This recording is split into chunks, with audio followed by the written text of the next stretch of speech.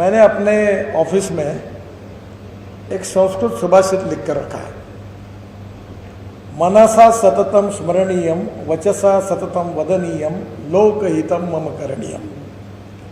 और दूसरी बात मैंने ये तय की है कि पॉलिटिक्स में चाहे सक्सेस हो चाहे अनसक्सेस हो, कॉम्प्रोमाइज नहीं करना अपने कन्विक्शन के साथ।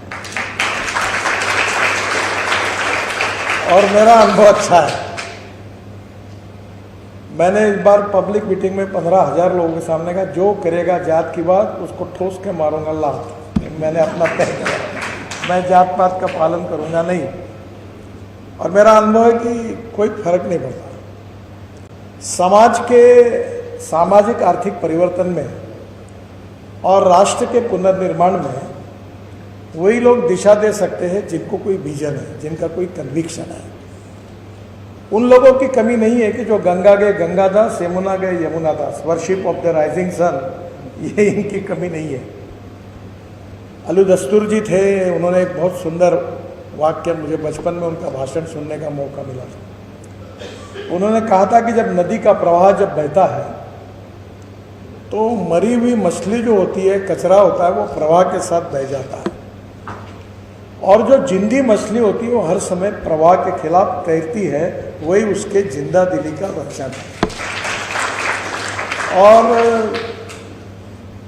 ज्ञानेश्वर मुळे जी ने अपने अनुभव के साथ 2 अच्छी किताबें लिखी है, उसके पीछे भी स्पिरिट है। मुझे कल एक फिल्म प्रोड्यूसर मिले, अच्छे बड़े डायरेक्टर भी हैं, तो वो मुझे पूछ रहे थे, बोला मुझे तो ज़्यादा समझ में नहीं आता, पर एक बात मुझे बहुत अच्छी लगती है कि जो फिल्म में कुछ मैसेज होता है लोगों के लिए और उसका परिणाम भी बहुत बड़ा होता है। मैं अपने स्टूडेंट के कार्यकाल में ऋषिकेश मुखर्जी के आनंद करके एक पिक्चर को देखा है, और बाद में मैंने 7 बार देखा। उसमें कोई सेक्स वायलेंस नहीं था, एक फिलॉसफी थी, और फिलॉसफी ये थी कि जिसको कैंसर हुआ है, जिसका जन्म होता है उसका मृत्यु अटल है। ये तो यावत चंद्र दिवाकरो नियम, इसको कोई अपवाद नहीं है। पर जब उसको पता चलता है कि मैं मरने वाला हूँ तो मरने के पहले उनका व्यक्तित्व, उसका स्वभाव, उसका यथार्थ वर्णन उस पिक्चर में था। तो मैं अमिताभ बच्चन जी और मेरे बड़े अच्छे संबंध, तो मैं उनको कहता हूँ कि मुझे आनंद में ज़िंदगी में नहीं भूल सका। तो उन्होंने कहा ऐसा क्यों? तो मैंने ये कहा कि जीवन में सुख भी होते हैं, दुख भी होते हैं, कभी खुशी होती है, कभी गम होता है। पर आनंद ने ये मैसेज दिया था कि जीवन में जो भी हो, दुख होगा तो भी उसका सामना करके, उसको सहन करके आनंद से जीवन को जीना चाहिए। और हमारे लोकमान्य तिलक जी अक्सर ये कहते थे कि एखादे व्यक्ति अपने जीवन में कितने दिनों तक उसने जीवन जिंदा रहा, इससे ज़्यादा ये महत्वपूर्ण है कि उसका जीवन कैसा रहा। और ये महत्वपूर्ण बात जो है, इसमें ज्ञानेश्वर मुळे जी निवृत्त होने के बाद रिटायर्ड नहीं हुए। आपको सुनील गावस्कर जी की बड़ी अच्छी एक बात मैं आपको बताता हूँ कि कलकत्ता के टेस्ट में वो 99 रन निकाल कर अच्छे फॉर्म में थे, तो सेंचुरी से 1 रन कम पड़ा, वर्ल्ड रिकॉर्ड हो रहे थे उनके, और अचानक उन्होंने दोपहर को 3 बजे डिक्लेयर किया कि मैं फर्स्ट क्लास क्रिकेट से निवृत्त हो रहा हूँ।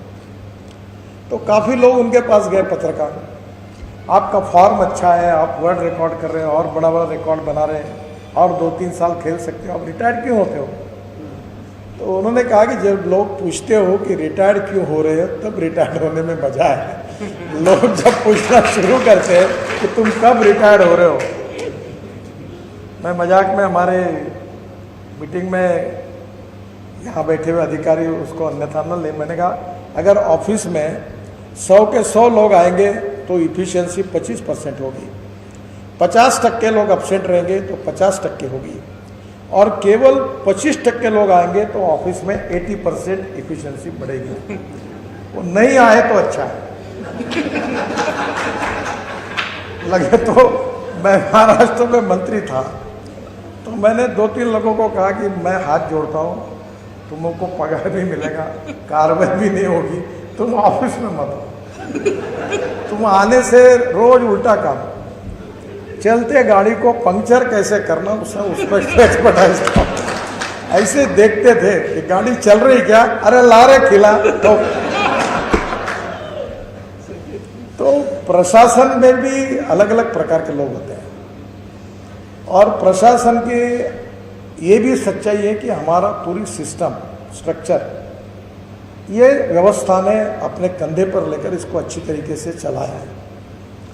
और फाइनेंशियल ऑडिट भी इम्पोर्टेंट है, पर मैं उसकी वकालत करता हूं कि financial audit is important, but performance audit is more important then financial audit.